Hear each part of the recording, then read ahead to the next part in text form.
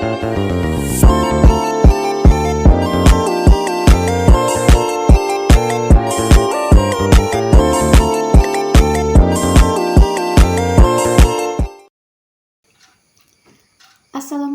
warahmatullahi wabarakatuh. Halo teman-teman semua, kembali lagi dengan saya Sri Bulan Marniati. Di video kali ini teman-teman kita akan membahas tentang ekonomi regional. Nah teman-teman, untuk yang ingin saya sampaikan pada teman-teman semua itu terkait materi ekonomi regional, yang kita akan membahas tentang konsep ekonomi regional, ukuran dan struktur ekonomi regional, serta teori lokasi dan aglomerasinya. Nah teman-teman, untuk konsep dari ekonomi regional sendiri itu yang ingin saya sampaikan bahwa ekonomi regional ini adalah cabang ilmu ekonomi yang mempelajari aktivitas ekonomi dalam suatu wilayah atau daerah. Nah teman-teman, ekonomi regional ini akan membahas bagaimana perbedaan potensi dari wilayah tersebut mempengaruhi pembangunan dan pertumbuhan ekonomi di daerah tersebut. Nah teman-teman, alasan kenapa ada perbedaan dari atau ada istilah dengan ekonomi regional ini teman-teman, kita membahasnya karena itu di setiap wilayah yang ada di suatu negara, dan ini negara Indonesia, itu sangat berbeda teman-teman strukturnya, baik dari sumber daya alamnya, letak geografisnya yang berbeda, infrastruktur juga berbeda, serta mungkin tenaga kerja juga berbeda teman-teman. Nah, maka dari itu untuk kita membahas tentang ekonomi regional ini tujuannya itu karena ini teman-teman, karena dapat menganalisis sumber daya ekonomi daerah serta mengetahui potensi wilayahnya teman-teman, serta mengurangi ketimbangan pembangunan. Dengan mempelajari ekonomi regional ini kita dapat membantu untuk penentukan kebijakan dari pemerintah, bagaimana cara pembangunan yang tepat untuk memajukan setiap daerah di negara tersebut teman-teman. Misal teman-teman kita misalkan di daerah tersebut ada istilah daerah yang penghasilan perindustriannya lebih tinggi, ada dengan istilah dengan pertanian yang lebih tinggi. Misal kita ibaratkan daerah Pariaman. Nah di Pariaman ini teman-teman berkembang sektor pertanian seperti kelapanya yang lebih dominan, sumber daya kelapanya lebih dominan daripada sumber yang lainnya dengan daerah yang lain teman-teman. Jadi itulah fungsi kenapa kita mesti mengkaji atau mesti mempelajari materi atau konsep dari ekonomi regional ini teman-teman, karena dapat meningkatkan bagaimana caranya kita agar setiap wilayah di daerah atau setiap wilayah di negara Indonesia ini dapat maju sesuai dengan potensi di wilayahnya masing-masing. Oke teman-teman, lanjut kepada yang ingin saya sampaikan, yaitu selanjutnya ukuran dan struktur ekonomi regional sendiri teman-teman. Nah untuk ukuran ekonomi regional ini saya akan membahas tentang indikator produktivitasnya, indikator pendapatannya, dan struktur ekonomi regional itu sendiri. Nah yang pertama itu indikator produktivitasnya teman-teman. Nah untuk indikator produktivitas ini ada 3 yang ingin saya sampaikan, yaitu yang pertama produk domestik regional bruto atau PDRB. Nah, untuk produk domestik regional bruto ini merupakan ukuran menunjukkan tingkat efektif atau efisien tenaga kerja menghasilkan output dengan periode tertentu teman-teman. Nah, produktivitas ini tenaga kerja regional, indikator ekonomi utamanya itu mencerminkan efisien dan daya saing. Nah, yang kedua ada produktivitas tenaga kerja. Nah, itu istilahnya itu terkait dengan tenaga kerja teman-teman. Bagaimana penggunaan modal menghasilkan output yang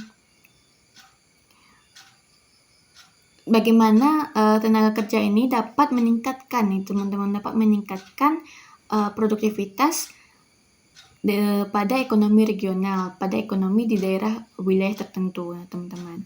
Nah yang ketiga itu ada produktivitas modal regional. Nah ini kita membahas bagaimana modal tersebut dapat menghasilkan output ekonomi yang sesuai atau yang dapat memadai untuk meningkatkan kemajuan dari ekonomi regional di wilayah tersebut teman-teman. Nah selanjutnya itu ada indikator pendapatan. Nah di indikator pendapatan ini saya akan menyampaikan kepada teman-teman ada pendapatan per kapita serta distribusi pendapatan.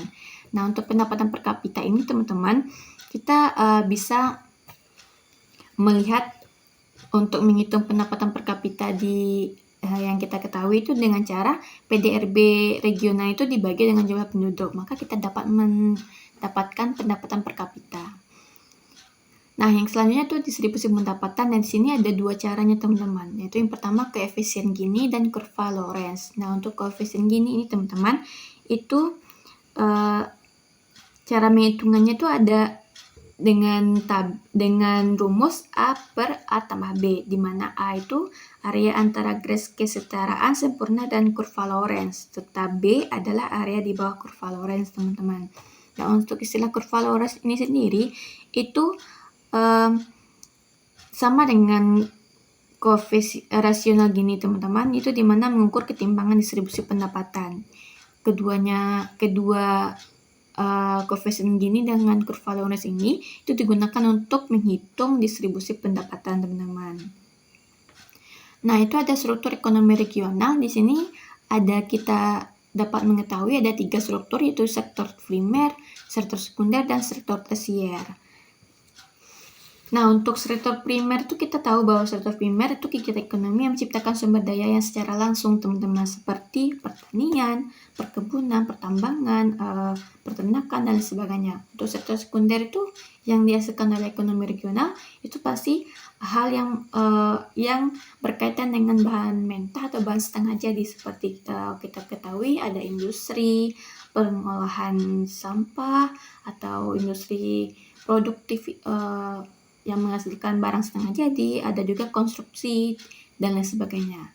Nah, untuk sektor tersier ini kita dapat melihat bahwa pada sektor tersier ini kita ibaratkan untuk menghasilkan jasa seperti transportasi, teman-teman, ada pariwisata, pendidikan, kesehatan, dan jasa keuangan, dan lain sebagainya.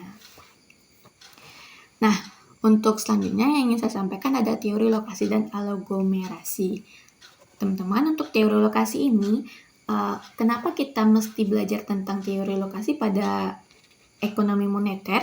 Itu kita dapat menyimpulkan atau menafsirkan bahwa tujuan dari mempelajari teori lokasi itu agar kita dapat memaksimalkan potensi wilayah di daerah kita itu secara merata, teman-teman, sehingga pemerataan pembangunan di setiap wilayah itu dapat terwujud. Karena kita tahu bahwa lokasi di setiap wilayah di negara kita Indonesia ini itu memiliki perbedaan masing-masing, memiliki keunggulan dan kekurangan masing-masing. Nah, tujuan dari teori lokasi ini adalah untuk agar pemerataan pembangunan di daerah Indonesia ini dapat terwujud, teman-teman. Nah, untuk teori lokasi ini ada teori-teori yang disampaikan oleh beberapa tokoh, teman-teman. Yang ingin saya sampaikan ada tokoh dari von Thuner, ada Weber, Priesteler, dan Loss. Nah, untuk teori von Thuner ini, teman-teman, itu teori lokasi pertama yang ada di dunia, teman-teman. Dimana teori lokasi ini berkaitan dengan teori lokasi pertanian. Ini berkaitan dengan penggunaan lahan dan dinamika ekonomi, teman-teman.